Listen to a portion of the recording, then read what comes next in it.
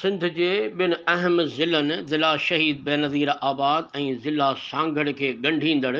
सकरन Sarhari road ते किरोड़े रुपयनि जी लाॻत सां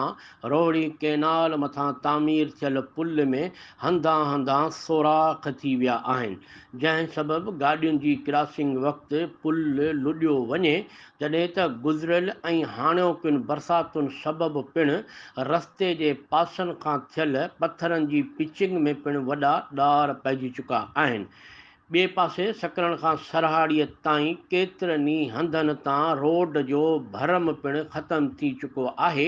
ऐं रोड टुटणु शुरू थी वियो आहे। जेकॾहिं रोड्स खाते फौरी तौर ते तहरुक वठी पुल में थियल सोराखनि खे बंदि न कयो ऐं रोड जे पासनि खां भरम खे मज़बूत न कयो त कंहिं बि वॾे इम्कानी हादसे जे ख़दशनि खे